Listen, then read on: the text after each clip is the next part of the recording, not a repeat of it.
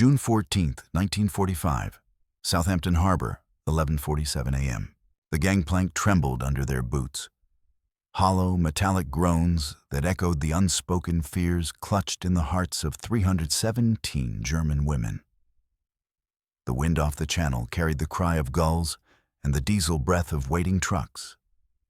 But something else hung in the air, too. Something that did not belong to war. It was warm, sweet, familiar. Bread. They hadn't seen a proper loaf in over 2 years. Not since the Red Cross parcels stopped arriving in 1943. Not since sawdust biscuits became daily fare. Not since the war turned to starvation. And now, as they stepped down from the converted troop transport into the whitewashed docks of England, that scent drifted into their lungs like a ghost of the life they'd been told they no longer deserved. Greta Hoffman was 23. Her boots were too large. Her coat was still marked Wehrmacht. She'd served in a signals bunker outside Bremen, relaying encrypted messages she was never allowed to read.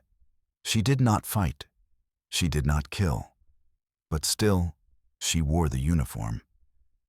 And so, she came here, across the sea. Not as a visitor, but a prisoner of the British Empire. In her diary, which she would hide in her underclothes each night, she would later write, "I thought I was hallucinating. The smell of bread, fresh bread, after 2 years of sawdust rations. I thought I had died, and my soul was playing tricks." The guards didn't speak much, but they didn't snarl either.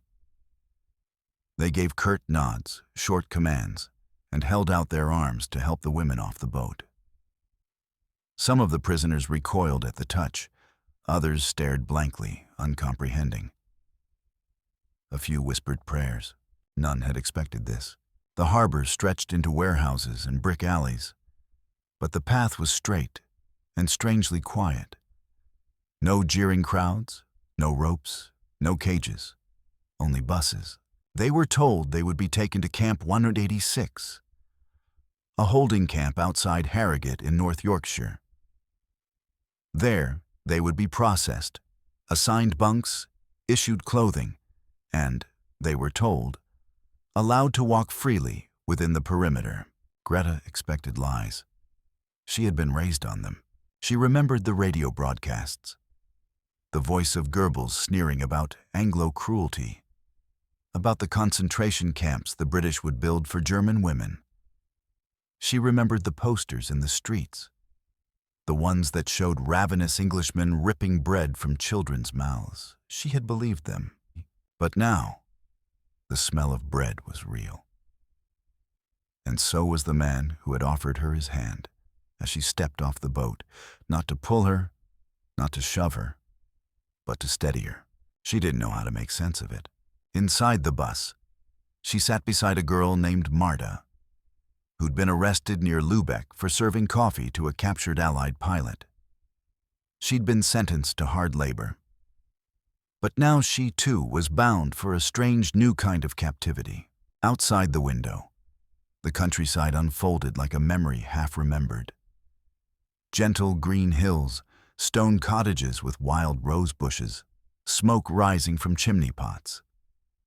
Even the ruins looked serene, like broken teacups resting in a field.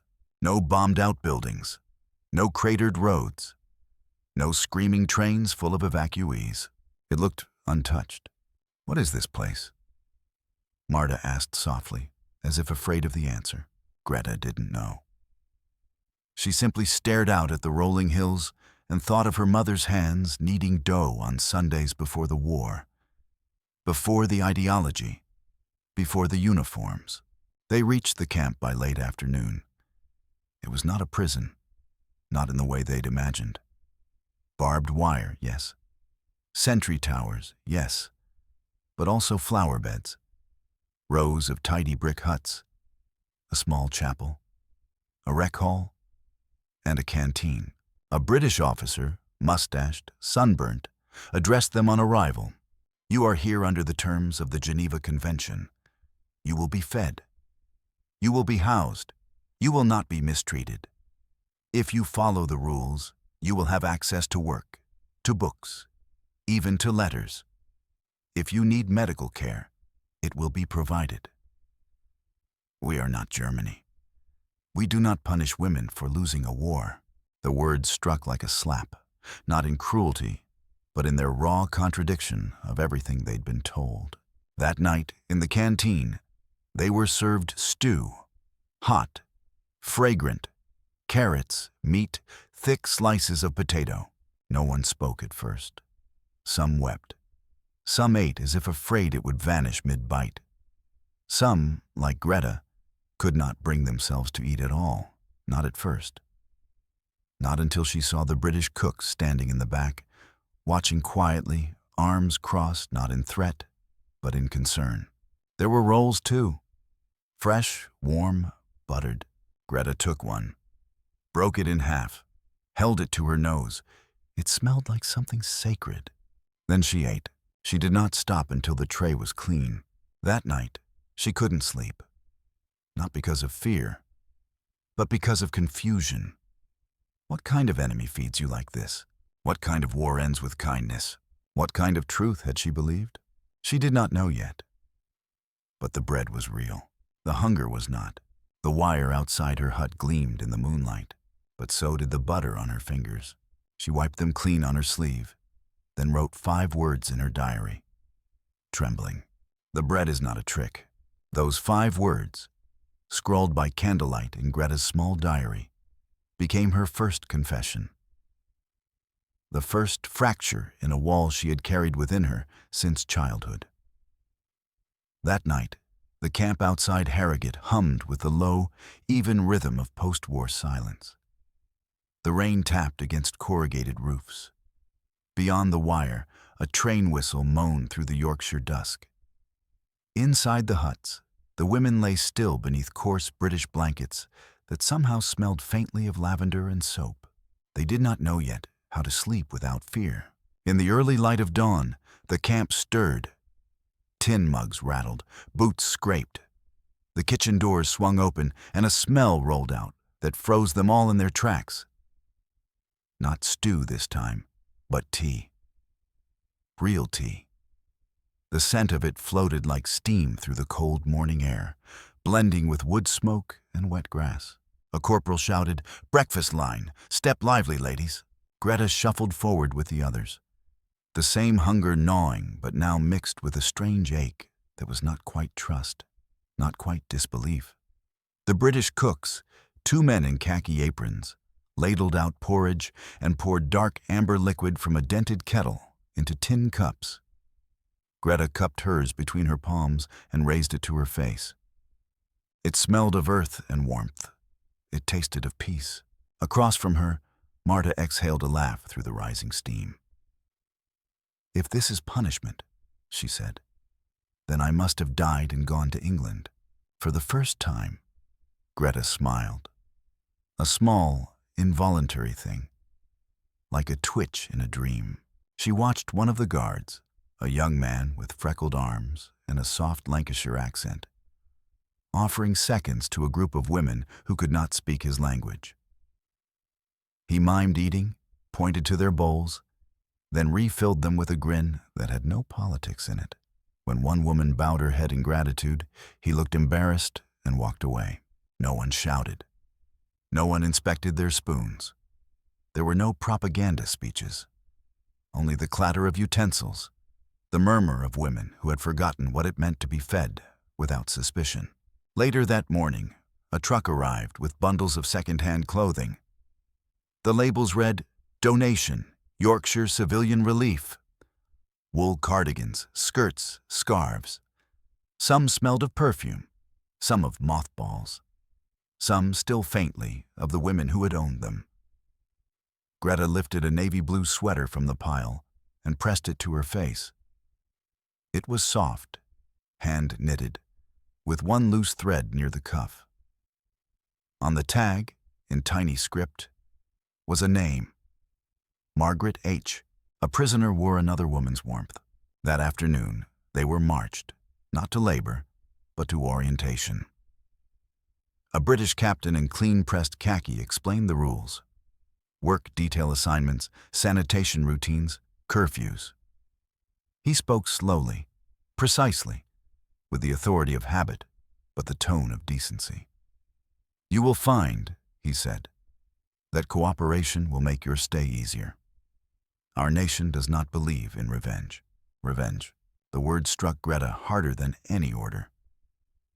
In Germany, revenge had been currency.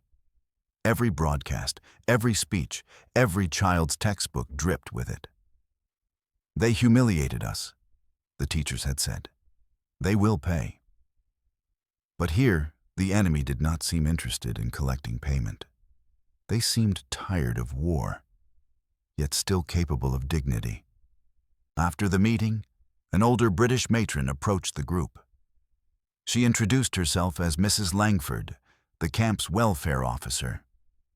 Round-faced, gray-haired, and brisk as the northern wind. She looked the women over, then said simply, "You'll need shoes that fit before the rains come, and stockings if we can find them."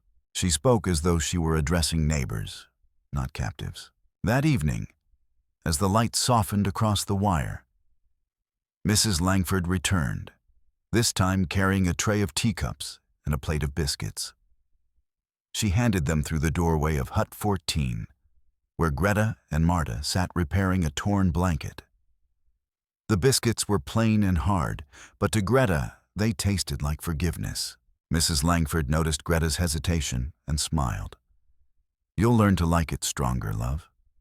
We all do. British tea solves nearly everything," Greta wanted to answer, but her English was clumsy. She settled for nodding, her lips trembling around a word she had not spoken since the war began. "Danke."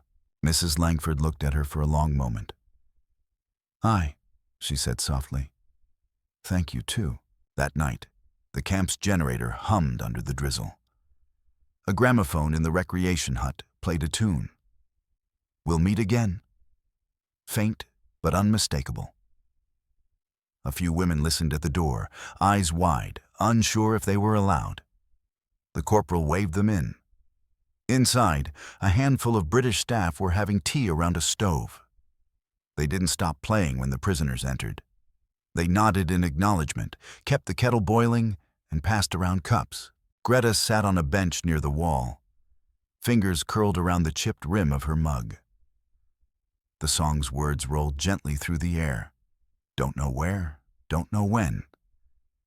And something inside her cracked open. The melody was about waiting, about hope, about meeting again some sunny day. For the first time in years, she allowed herself to imagine such a day. She didn't know if she deserved it. But the tea was real. And the absence of spite, that was real too. That night, she wrote again, "The enemy gives us tea. They do not shout. They smile, sometimes awkwardly, as if we frighten them. Or as if they pity us. I don't know which is worse. But when I drink, the warmth spreads through my fingers, and I think maybe hatred has limits." Outside her window, rain traced slow, shining paths down the glass. The camp lights glowed like distant stars. Somewhere beyond the hills lay the pubs and bakeries of Yorkshire, the unseen lives of those who had lost brothers and sons, but still chose to offer bread to the daughters of their enemies. In that quiet moment, Greta understood nothing of politics, justice, or treaties. Only this, that a cup of tea, poured without malice, could wound more deeply than cruelty. Because it demanded she remember she was human, and she did. The words pulsed softly in Greta's mind as the days began to fall into rhythm. Morning roll call, breakfast of porridge and tea, work assignments in the camp's gardens or laundry huts. There was order now, but not oppression. There were fences, yes, but no shouting guards. The British soldiers spoke little German, and the women spoke even less English. Yet somehow the silence between them had grown gentle. By July, The camp fields had turned green again. The Yorkshire air smelled of wet soil and wheat. Greta often found herself looking past the wire toward the hills, dotted with stone cottages, church spires, and what looked like, in the far distance, a roofline crowned with a swinging sign. The guards called it the Dog and Crown. A pub. The first time she heard the word, she didn't understand. Pub? She repeated, awkwardly shaping it with her mouth. One of the guards, Private Evans, laughed softly. Like a guest house, Fräulein. But with better beer. She blinked. You have beer? Evans shrugged. Wouldn't be Britain without it. It sounded impossible. That beyond the fence, men and women gathered again for laughter, music, and pints of amber drink, as though war had never burned the world. Greta could not imagine it. Yet every evening, as the camp lights dimmed and the countryside fell into stillness, faint sounds drifted through the hedgerows. A harmonica, a man's deep laugh, the clink of glasses, the rustle of horses on cobblestones. And then one day, they were invited. It began with a harvest. The local farmer who supplied potatoes and carrots to the camp had fallen ill. The British quartermaster asked for volunteers to help lift the remaining crop from his fields. 10 women were chosen, Greta among them. The truck ride beyond the wire felt like crossing into another world. Villagers paused as the lorry rumbled through the narrow lanes, not with hatred, but with a wary curiosity. Children pointed. An old woman in a headscarf watched them pass, then turned back to her garden. No one spat. No one shouted. No. When they arrived, the farm lay at the edge of a meadow, shimmering with bees and wind-blown poppies. The farmer's wife, broad-shouldered, apron tied tight, greeted them with cautious kindness. You dig, I'll weigh, she said simply, and set them to work.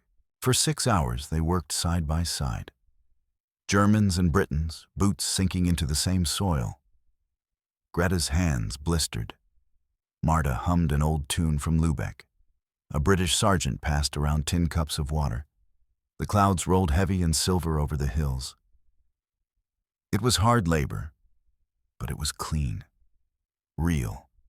No commands, no ideology. Just the honest weight of the earth. When the last sack was loaded, the farmer's wife beckoned them toward the barn. You'll want rest before the drive, she said.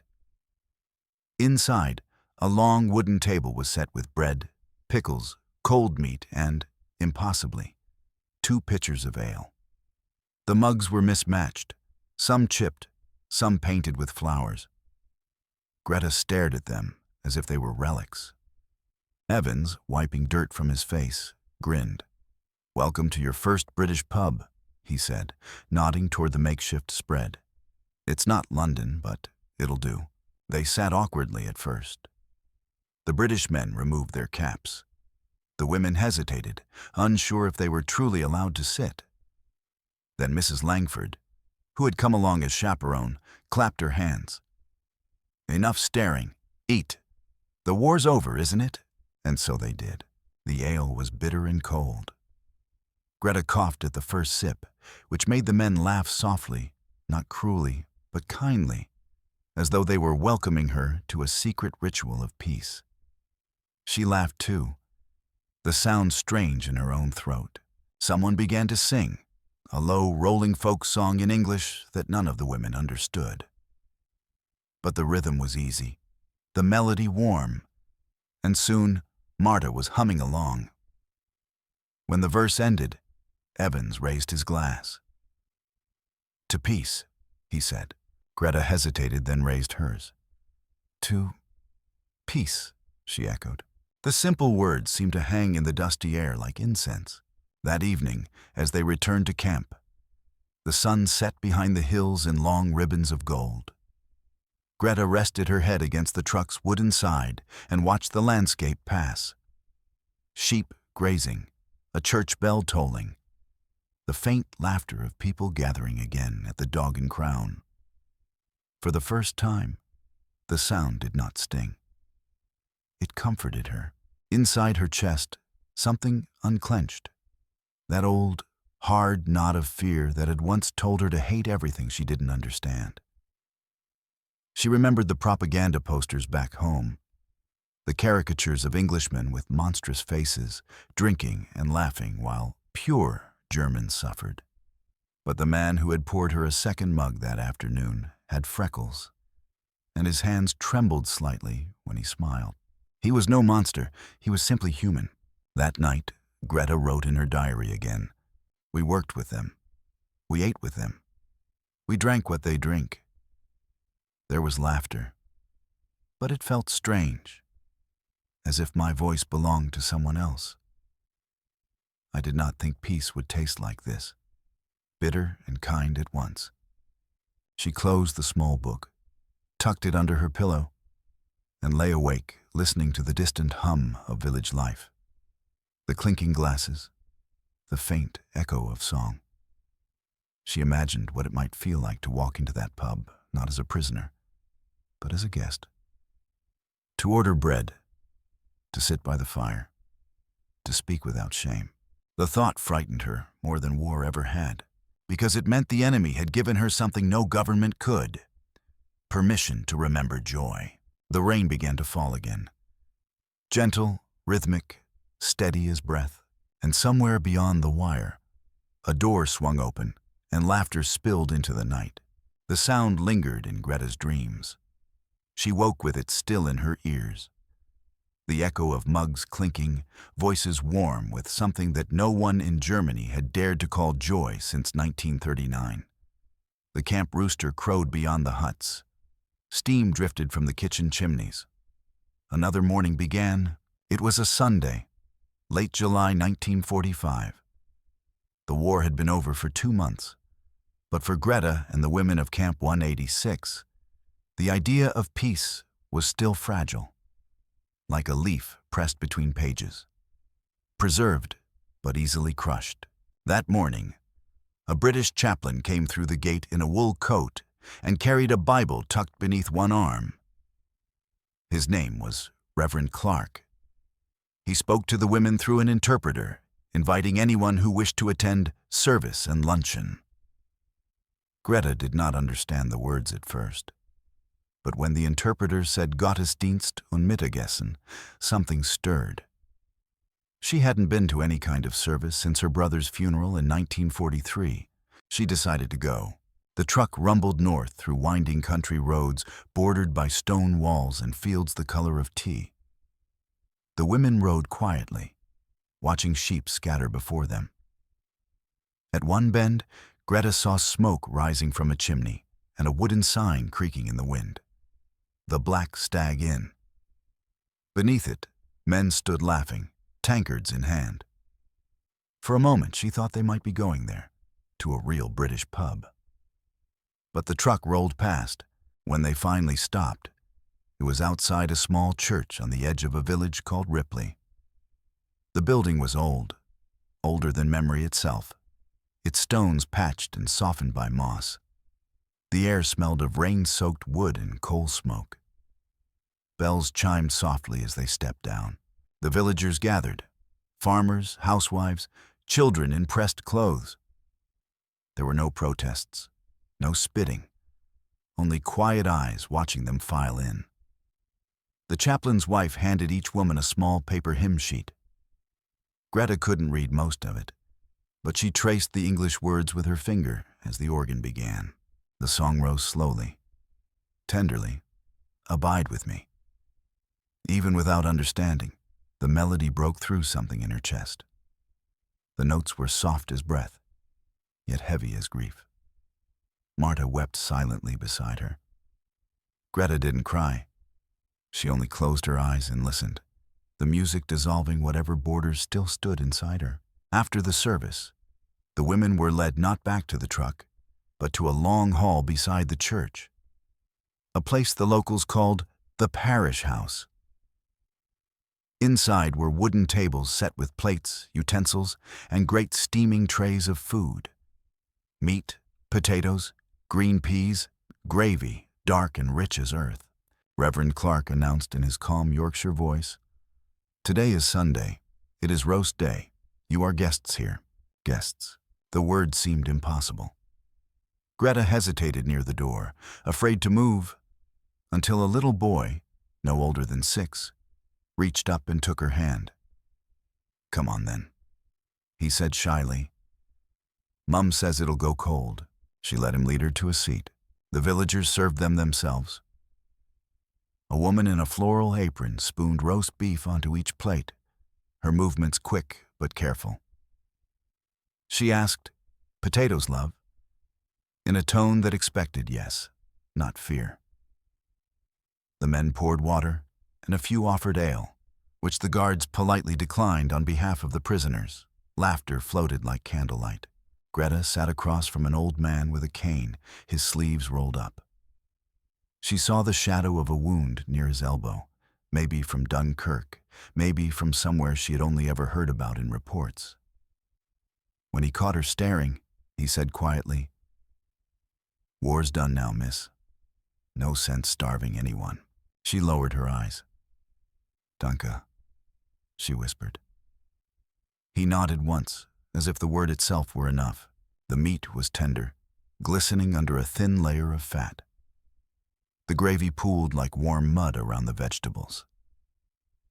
Greta cut a small piece, raised it to her mouth, and for an instant, every noise in the hall vanished. The taste was staggering. Salt, warmth, home. She closed her eyes. The last time she had eaten beef, her father had still been alive. He had worn his work coat and smelled of machine oil. She had been a girl who believed the world was strong and simple. Now, across from her, sat a man who had fought against her country, and he was feeding her as if she were kin. The absurdity of it nearly broke her. As the meal went on, conversation grew bolder. A few of the younger villagers attempted German, clumsy but sincere. "God essen? Wie heißen Sie?"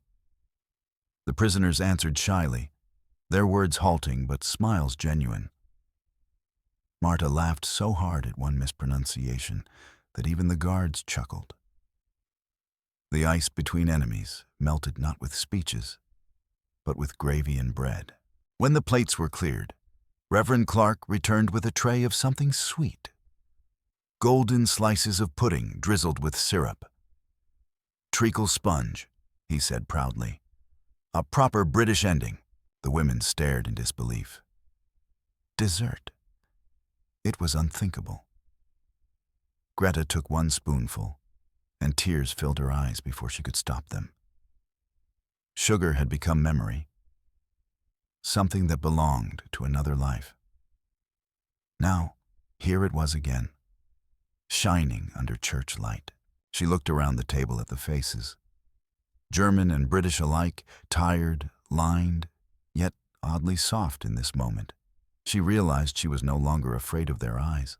She whispered to Marta, "They feed us like family." Marta smiled. "Maybe they remember what hunger feels like." Greta nodded slowly. Yes, perhaps that was it. Compassion born not from superiority, but from memory. Everyone had lost someone. Everyone was trying to live with the silence left behind. When they left the parish hall, the villagers waved. Children offered small posies of wildflowers through the bus window. Greta pressed hers between the pages of her diary that night. "They gave us roast beef and pudding," she wrote. "They looked at us as if we were only women, not enemies, not symbols. I felt warmth in my chest that frightened me. I think kindness is heavier than hatred. It lingers longer." That evening, when the bus rolled past the Black Stag Inn again, she heard laughter from inside, faint but real. For the first time, it didn't feel like another world. It felt like a door she might one day be allowed to walk through. And beyond the glass of the bus, the setting sun spread gold across the fields. Not German gold, not British, just human light.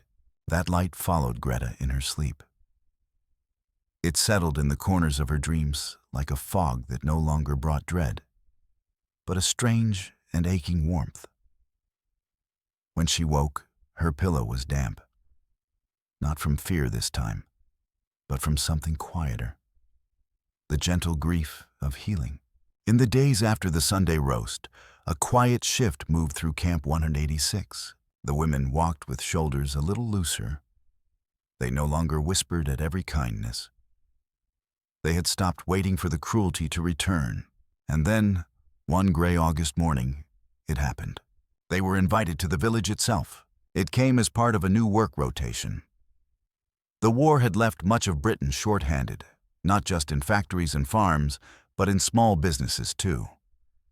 The Home Office had approved limited supervised civilian labor from the POW camps. Greta and 5 other women were chosen to assist with deliveries and cleaning in Ripley Village. On the roster list, beside Greta's name, was the word pub. Her stomach clenched. That word again.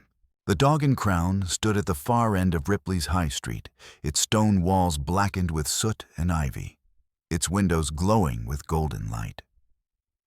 Inside, low wooden beams held up a ceiling sagging with age. Shelves of dusty bottles lined the back wall.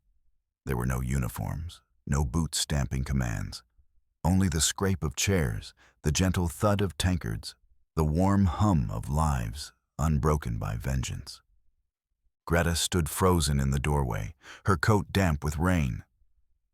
The smell hit her first: roasted parsnips, ale, pipe smoke, and something sharper: vinegar and fried batter. Fish, maybe. It made her head spin. For a moment she thought she'd walk out again. Then a voice rang out behind the bar, bright, crisp, and female. "Well, don't just stand there, love. Get in and warm your bones." It was the barmaid. Her name was Evelyn. Evelyn was unlike anyone Greta had met. No uniform, no badge. Just a smudge of flour on her cheek and a pencil tucked behind her ear. She looked about 30, hair tied up, sleeves rolled high. She walked like she'd never been told to walk differently, and laughed without apology. "You're the German girl, then?" she said without malice. "Don't worry, I won't bite. Not unless you forget to mop under the stools." Greta nodded stiffly. "Yes, I clean." Evelyn smiled and passed her a towel. "And you'll dry too, if you don't mind. Bert spills more beer than he drinks." The first hour passed in silence, save for the shuffle of feet and Evelyn's humming. Greta wiped counters, gathered glasses, fetched logs for the fire. No one jeered. A few of the older men at the tables looked up, puzzled perhaps, but none spoke.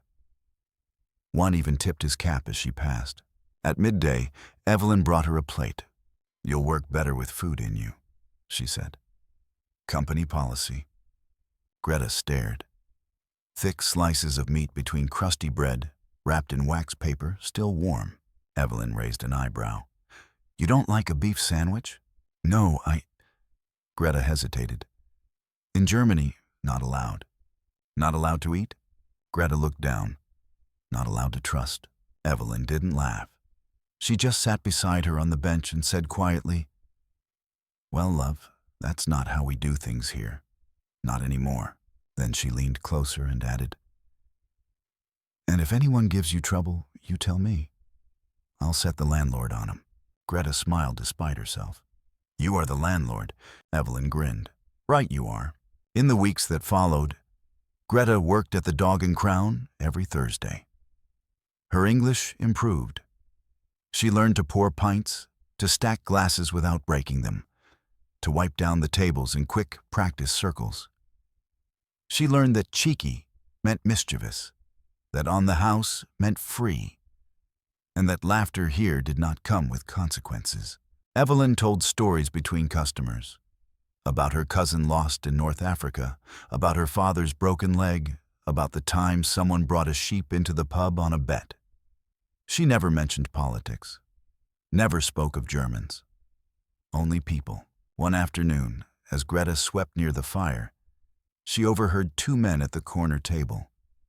One whispered, "Isn't that one of them?" The other shrugged. "She cleans better than you ever did." And they went back to playing dominoes. That night, Greta wrote, "Today someone complained about my sweeping, not my past. That felt normal, like I belonged to the world again." Then came the afternoon when Evelyn invited her to sit, not as staff, but as guest. "No apron today," she said, handing her a plate. Roast lamb, mint sauce, boiled potatoes. Greta's hands shook slightly as she accepted it. She sat near the hearth, among villagers who had begun to nod when she entered, to say afternoon, to ask how the weather was in the camp. And when she lifted her fork, Evelyn raised her pint and said loudly, "To Greta, our cleanest war criminal." The room burst into gentle laughter. Greta blushed, but laughed too. Full and true. It wasn't mockery. It was welcome. And it was the barmaid's smile that told her so. That evening, as she left through the back door, Evelyn handed her a tin-wrapped bundle. "Scones," she said. "You'll need them for the guards. Can't have them thinking we're starving you." Greta took it in both hands, suddenly overwhelmed. "Why do you do this?" Evelyn paused, leaning against the doorframe. "Because someone did it for me once," she said. "And because I reckon none of us gets to choose the uniform we're born into. Only the hands we offer after." The rain had started again, soft and clean. Greta walked back to the lorry, scones warm against her ribs, and wrote later by candlelight, "They did not forget the war, but they remembered we were girls." And in the corner of an old stone pub, I became someone other than what the world had told me to be. She looked at her reflection in the window. Not the enemy, not the shame. Just a face, clean and fed, framed in firelight. And for the first time, she believed she might be forgivable. The thought stayed with her. Fragile as frost on a window pane, beautiful and easily shattered. The next morning, Greta returned to Camp 186 with the smell of roasted lamb still clinging to her coat. The other women gathered around her bunk, drawn by the scent of Evelyn's scones and something less tangible. A glow in her eyes, a warmth in her posture. "They served you lamb?" Marta asked, incredulous. "And no guards?" Greta nodded. "They treated me. Not like a prisoner, like a helper, like a guest." She unwrapped the bundle Evelyn had tucked into her hands the night before. Half a loaf of dark bread, a pat of salted butter, and tucked beside it, unexpected and almost sacred, a small bar of soap, wrapped in wax paper, pale ivory with a faint lavender scent. The women fell silent. Soap, not camp-issue lye or bitter military grit. This was perfumed, handmade, with delicate swirls on its surface, like something stolen from a memory. "Where did you get it?" someone whispered. "A gift," Greta said. "From the pub, from Evelyn." Marta looked away, eyes glassy. "I don't remember the last time I smelled like anything but metal and fear." That evening, Greta took the soap to the wash hut. The walls were damp, lit by a single flickering bulb. The tin basin was cold to the touch. She filled it with warm water from the kettle that Private Evans had left for her, steam rising in slow spirals.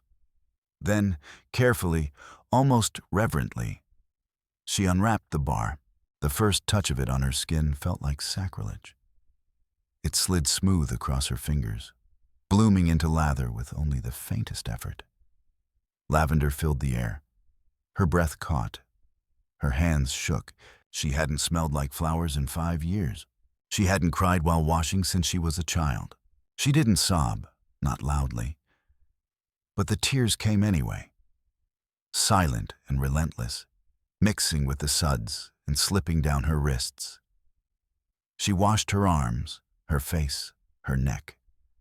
The dirt of the camp, the ghosts of the bunker, the echo of every shouted order she had obeyed without question. She thought of the girls she'd trained with. Ilsa, who'd vanished on the Eastern Front. Annalisa, who'd lied about her age to join the Signals Corps. Lotta, who never spoke after the night their station was bombed. Greta had outlived them all. But for what? To stand here, in a British camp, being healed by a bar of soap? It felt impossible. It felt like grace. The next day, she wrapped what was left of the soap in cloth and tucked it between her diary pages. It wasn't just cleanliness. It was memory now. And memory, Greta was learning, could be gentler than ideology, if you let it. Later that week, the British Red Cross arrived at the camp with parcels. Not food, books, sewing kits, combs, ribbons. Comfort items. Morale, the officers said. Helps everyone. The women lined up with disbelief.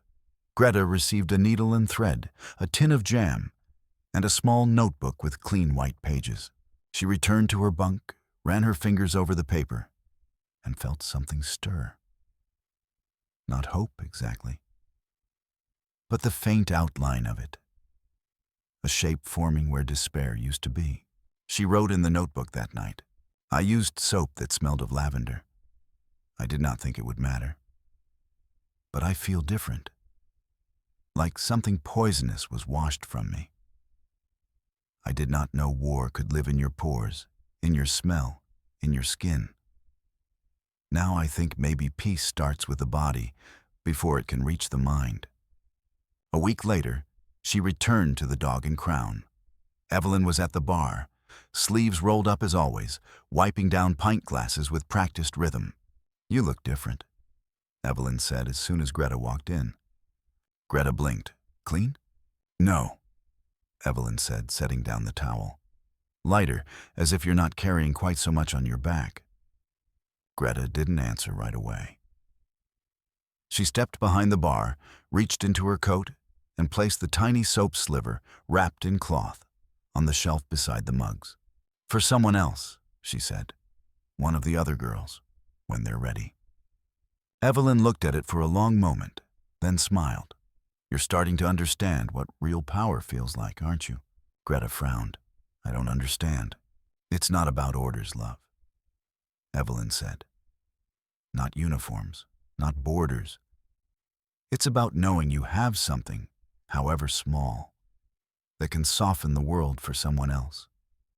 A warm loaf, a soft bar of soap, a smile that isn't suspicious. That's power." Greta nodded slowly. She did understand, and she wasn't afraid of it anymore. That evening, before returning to camp, she sat at the edge of the village green as the sun dipped low over the rooftops. The pub's windows glowed with candlelight. Someone played an old song on a piano inside. Children chased each other through the grass, and Greta, a girl who had once passed encrypted death messages from underground bunkers, now sat in the soft air of Yorkshire, holding nothing more dangerous than a notebook and a half-eaten biscuit. She wrote, "There is no propaganda for this.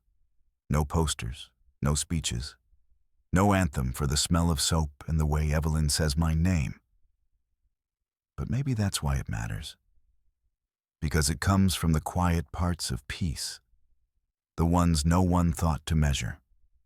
That night, in Hut 14, the women passed around the scones Evelyn had packed in her satchel. They ate slowly, quietly. No one needed to ask where the bread had come from. They knew, and when Greta opened her locker to hide the remaining biscuit, she saw a folded scrap of paper tucked under her diary. It was a note written in careful English. "You are not what they told you to be. You are what you choose now. E." Greta held it to her chest. Then she tucked it beside the soap, and for the first time in 5 years, she fell asleep smiling. The dawn that followed was pale and soft. Greta stirred beneath her blanket in Hut 14, still holding the tiny folded note from Evelyn beneath her fingers. The edges had curled in the night, warmed by the heat of her body, like parchment from an old world. A world before uniforms and orders and barbed wire. Outside, The crows called in the hedgerows, and the kitchen chimneys coughed smoke into the morning mist. The war had ended, and for once it stayed ended. At least here, in this forgotten place where former enemies traded scones and stories like they were old neighbors trying to remember how to speak. But something deeper was shifting now. Greta could feel it. It wasn't just about food anymore, or soap, or music. It was about belonging, and what remained of a person when ideology was stripped away. That afternoon, she was called again to the Dog and Crown, not for labor, but for something else. "They're putting up the victory bunting," said Private Evans as he handed her a clean apron. "Evelyn said she wants your help. Said you've got an eye for straight lines." Greta blinked. "Victory? You V-Day party.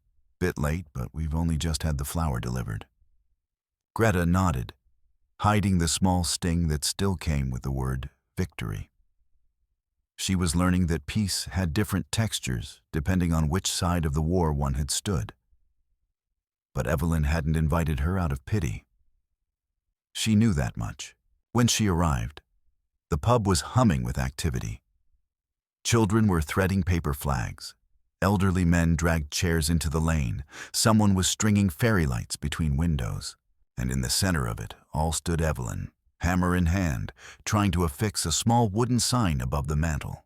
"Greta," she called, "you've got steadier fingers than me. Hold this up." Greta stepped forward and took the sign. It read, "We'll Laugh Again, Summer 1945. She held it up.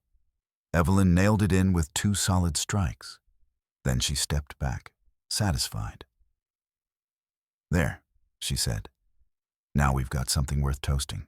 As the preparations swirled around them, Evelyn poured 2 lemonades and handed one to Greta. "We had a fire here during the Blitz," Evelyn said, gesturing toward the ceiling. "Lost half the roof. My uncle died putting it out." Greta swallowed. "I'm sorry," Evelyn nodded. "Me too. But you know what I did after it was rebuilt?" She reached under the mantel and retrieved a tiny glass matchbox. Inside it were 5 charred wooden sticks. "Saved these," she said, "from the night the fire took him. Could have thrown them out. But I didn't. Because it wasn't the fire that mattered. It was how we got through it." Greta stared at the box. "Why show me?" Evelyn smiled softly. "Because you're one of the only people who understands what it means to lose a version of yourself and still come back." She replaced the matchbox on the shelf. "Besides," she added with a wink, "I need you to serve cake tomorrow." The next day, the celebration began at noon. The entire village came. Bunting fluttered. Music played from a borrowed gramophone. And in the middle of it all stood a long table covered in mismatched plates and bowls. Custard tarts, pickled eggs, treacle sponge, meat pies. Greta worked behind the bar beside Evelyn, refilling glasses, wiping up spills, and, astonishingly, laughing. At one point, a young British soldier approached the counter. He had a scar down his cheek and eyes that had seen too much too young. He stared at Greta for a long moment. "You served with the Germans?" he asked. Greta nodded, her chest tightening. He paused, then said, "Funny. I thought you looked like someone who'd fought a fire." Then he lifted his glass in silent salute and walked away. Greta stood still for a long time. That evening, as the celebration quieted and twilight bled across the sky, Evelyn lit a single candle behind the bar and poured 2 small shots of whiskey. "To the ones who changed," she said, raising hers. Greta lifted hers too. They drank. Then Evelyn reached into her apron and handed Greta something wrapped in cloth. "Someone left it for you, said it was found behind the rec hall." Inside was a pressed flower, a wild poppy, faded but whole, and a single used matchstick. Greta stared at it, stunned. "It's not much," Evelyn said. "But sometimes forgiveness arrives in symbols, not speeches." That night, back in Hut 14, Greta laid the flower beside her diary. Then she placed the matchstick carefully in a tin box with her soap and Evelyn's note. These were not gifts. They were remains, and in them, she saw something larger than any flag she had saluted, larger than any victory banner or uniform patch. She wrote, "I thought I was made of orders and obedience, but I am not. I am made of what I carry forward. The smell of bread, the heat of soap, the barmaid's laughter, and a single matchstick saved from the wreckage. If I am to be rebuilt, it will be from these." She closed the diary, and for the first time since the war ended, she did not think of who had won. She thought only of what could still be saved. And so she began saving. Not hoarding, not in the old war sense of hiding crusts or counting soap slivers. No, Greta began saving moments. She collected them as carefully as a soldier cleaning a rifle. The first time someone called her by name instead of the German girl. The first time a child handed her a flower without fear. The first time she laughed at something, really laughed, and didn't look around in guilt afterward. But peace was not uniform. It came in waves, soft in the morning, bitter in the afternoon, unsure by night. And then came the parade. August 15th, 1945, VJ Day. The guards were unusually active that morning, bustling across the yard of Camp 186 with banners and bunting in their arms. The women watched from the windows of Hut 14 as British flags bloomed like spring from every pole. A truck drove past the gates, painted with slogans, "Victory in the Pacific," "The war is over." Greta felt something tighten behind her ribs. She understood the logic. The war was over. Japan had surrendered. It meant peace, return, safety. But still, she felt no joy. Because the cheering wasn't for them. The celebration was something they were outside of. Spectators to a world they had been the villains in. "Do you think we're allowed to smile?" Marta asked quietly. Greta didn't answer. At noon, the guards held an announcement. The town of Harrogate is hosting a parade. Music, dancing, fireworks. Volunteers will be taking part. Anyone interested in supervised work duty, setting up tables, preparing food, sweeping after, may report to the truck at 1300. It was generous, in a way. They were being offered proximity to joy, but not participation, not inclusion. Greta volunteered. So did Marta. That afternoon, they rode into Harrogate on the back of a supply truck, still in their faded camp uniforms. Patched dresses with PG, stenciled in black on the shoulders. Prisoner. German. The streets were already humming. Children waved flags. Church bells rang like laughter. Old men in medals saluted as soldiers passed. A brass band played "There'll Always Be in England" as though it were a hymn. Greta helped set up long wooden tables near the square. She laid out plates, cups, paper flags. The townspeople did not stop her, but they did not speak to her either. She existed that day as something halfway between a ghost and a servant. She did not resent them for it, but it ached quietly. When the music started and the dancing began, she stepped back to the edge of the crowd. She stood beside the rubbish bins near the tea tent and watched as the villagers spun in tight circles of joy. Joy they had earned, no doubt. But joy that reminded her how far away she still was from being invited in. She felt her hands clench. And then, out of the crowd, came Evelyn. She wore a dark blue dress that caught the sunlight like water, and her hair was tied back in a red ribbon. She looked different, not the tired barmaid, but a woman with fire in her eyes, nothing to apologize for. Greta lowered her gaze, but Evelyn came straight toward her. "You're just going to stand there," she said, hands on hips.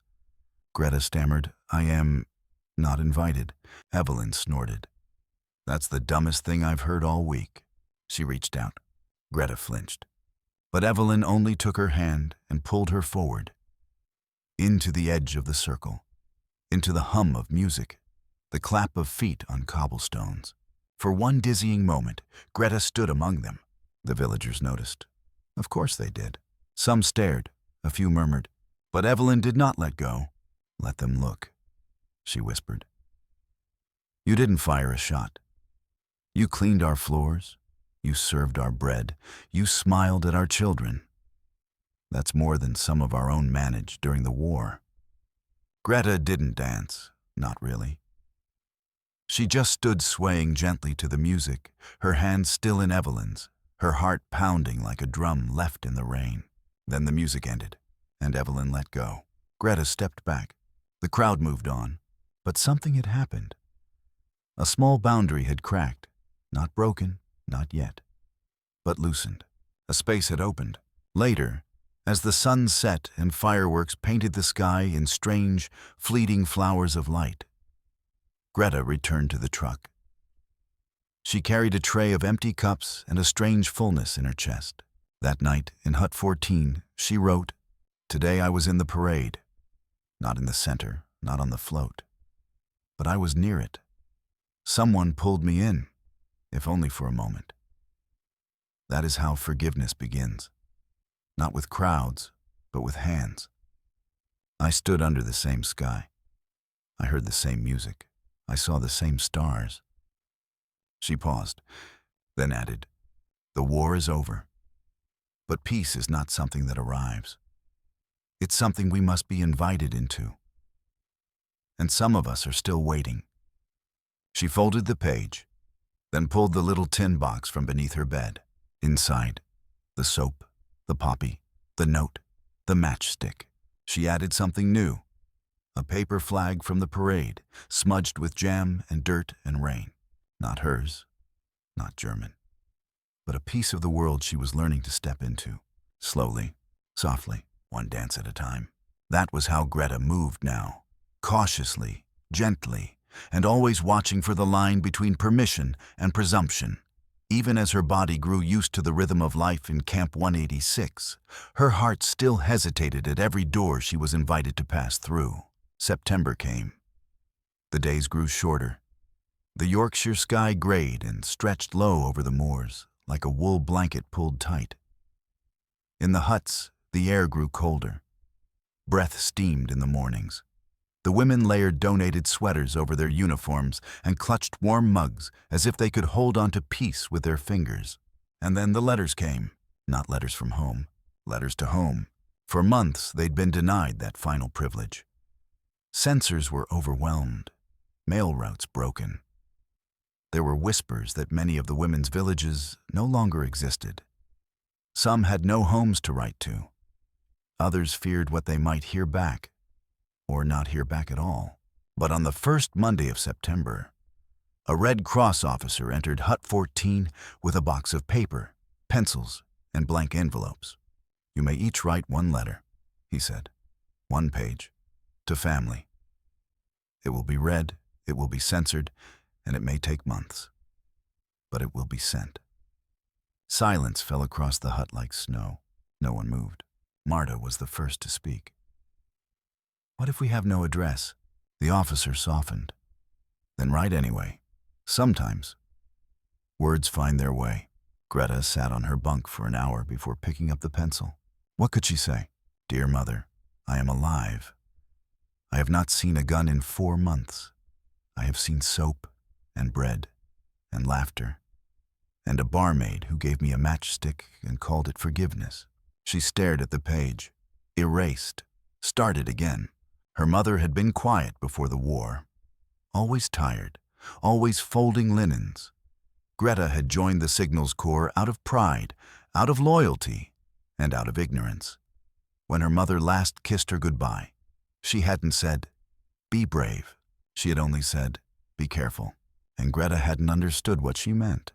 Eventually she wrote, "Dear Moody, I am writing from England." Yes, England. "We were captured and shipped here in June. I thought it would be cruel. It is not. The food is better than at home. The people are quiet, sometimes kind. I have not been beaten. I have not been spat upon. There is a woman here named Evelyn. She runs a pub. She gave me soap that smells like lavender. I think it healed something in me I didn't know was broken. Do you remember the way the house smelled on Sundays when we baked rye bread? The pub smells like that. Warm, yeasty, almost sweet. Sometimes I think the smell of bread is stronger than flags. If you are alive, please write back. If the house is gone, send only one thing, your handwriting. That would be enough. Your daughter Greta. She folded the letter, slid it into the envelope, and wrote only one word on the front. Hoffman. No street, no city, just a name. And hope. That evening, Evelyn found her again. They sat in the empty Dog and Crown after closing, sharing a slice of treacle tart Evelyn had saved. You wrote to her? Evelyn asked. Greta nodded. And if she never gets it? Greta stared into her teacup. Then I will know I tried. Evelyn leaned back, the pub dark around them. I think the hardest part about peace, she said, is that it doesn't come with instructions. We all keep looking for parades and flags and signed papers. But most of it is quieter than that. Slower. Greta nodded. Like soap. Evelyn laughed. Exactly like soap. Weeks passed. No letters came back. But Greta watched the other women change. One girl received word that her brother had survived the Russian front. Another got a photograph of a newborn niece. Marta learned her father had died. But her mother was still alive and waiting. Each letter was opened like a relic, touched with reverence, folded and refolded until the creases blurred the ink. And then, late one October evening, just before the rains began in earnest, Greta found a small parcel on her bunk. It had no return address, no note, just her name, written in firm, slanted script she hadn't seen in 2 years. Inside, a handkerchief, embroidered with a tiny G in blue thread, her mother's hand, and wrapped within it, a torn scrap of paper with 7 words. Bread still smells the same. Come home. Greta's knees gave out as she read it. She didn't cry, not right away. Instead, she pressed the handkerchief to her face and inhaled. And for the first time since the war began, home didn't feel like a memory. It felt like a door she might open. That night, she wrote, the letter arrived without stamps, without a date. But it reached me just the same. Maybe peace is like that. Slow, delayed, clumsy, but faithful. It finds you when you stop hiding from it. And beneath that, she drew a single square, a matchbox. Inside it, not matches, but names. Evelyn, Marta, Moody, people who had taught her how to be clean again. Not just in the body, but in spirit. She closed the book, and for the first time, she began to pack, not because she was ordered to leave, but because now she wanted to. The winds turned sharp in November. The trees around Camp 186 stood bare against the gray sky, their limbs like dark fingers reaching for something lost.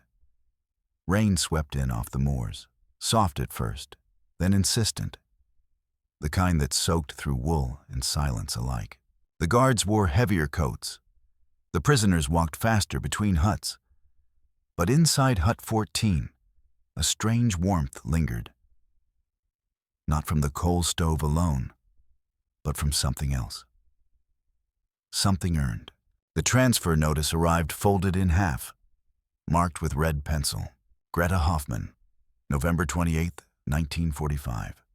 To Southampton, for repatriation. The word sat heavy in her lap. Repatriation, return. Home.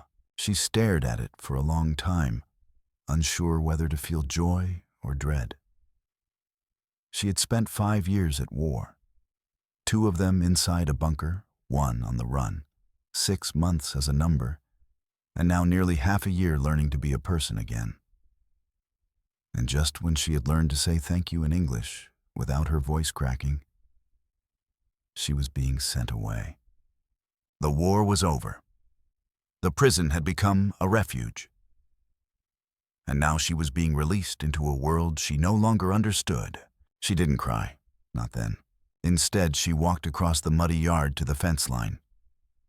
The moors stretched wide beyond the wire, cold, vast, untamed. Somewhere beyond those hills sat Ripley, and in the middle of Ripley stood the dog and Crown. She would go one last time. Evelyn was wiping down the bar when Greta stepped through the door. The pub was quiet, midweek, mid-afternoon. Only an old man with cloudy eyes sipped tea by the hearth. The room smelled of wood smoke and vinegar. Familiar. Safe. Greta didn't speak. She just walked behind the bar and reached for the kettle. Evelyn smiled but said nothing. The two women moved in unison. Greta filling cups, Evelyn slicing a fruit loaf still warm from the oven. It was the same ritual they'd repeated for months. But today, the silence between them was heavier than steam. Finally, Evelyn spoke. "So, they're sending you back." Greta nodded. "In 6 days. Do you want to go?" Greta opened her mouth, closed it, then whispered, "I want to deserve going home." Evelyn poured the tea. "That," she said, "you already do." They sat at the far end of the bar, 2 cups between them, the fruit loaf untouched. Outside, the wind howled softly through the stone alleys. Greta watched it all as if through glass, knowing it would soon belong to memory, not to her. "I don't know who I'll be there," she admitted. "I don't think I'm that uniform anymore." Evelyn stirred her tea. "Then don't be," she said simply. "Be the girl who cleaned better than I did. The girl who smelled like lavender after a war. The one who knew how to cry without scaring anyone." Greta looked down. "Will they hate me?" Evelyn leaned closer. "Then you love harder," she said. "That's all we can do, love. Love harder than they hate." They didn't say goodbye. Greta hated the word. Too final, too hollow. Instead, Evelyn handed her a small paper bag as she stood to leave. "For the road," she said. Greta smiled. "More scones." Evelyn grinned. "Something better." That night, Greta opened the bag alone in Hut 14. Inside was a bar of soap, new, untouched, wrapped in waxed linen. And beneath it, folded neatly, a postcard. On the front, a photo of the pub, taken from across the lane in summer. On the back, written in Evelyn's neat, slanted hand. "When you open your own door, your own place, your own peace, hang this behind the bar. And if you ever forget who you are, light a candle. You'll find your way back. E." Greta folded the card carefully, then placed it inside her little tin box. The morning of departure came without ceremony. A truck idled at the gate. A British officer read off names. Greta stood straight in line, her suitcase held tight against her chest, her coat freshly pressed. She wore the navy sweater donated months ago, and in her pocket, not for warmth, but for memory, the tiny lavender soap Evelyn had given her that very first week. Marta hugged her. "Write to us." "I will," Greta said. "I'll send tea." As the truck rolled down the lane, Greta didn't look back. She looked forward, through misted glass, past fences, past fields, past the place where war had tried to make her inhuman, and failed. At Southampton harbor, the sea smelled of salt and coal again. The gangplank waited. The same groan of metal, the same seabirds. But this time, she did not descend in chains. She walked freely, passport in hand, head held high. She paused just before boarding and turned to look at the English coast. It had not become home, but it had taught her how to return to one. On the boat, she shared her bunk with a nurse from Dresden and a former Luftwaffe clerk. They were quiet, thin, watchful.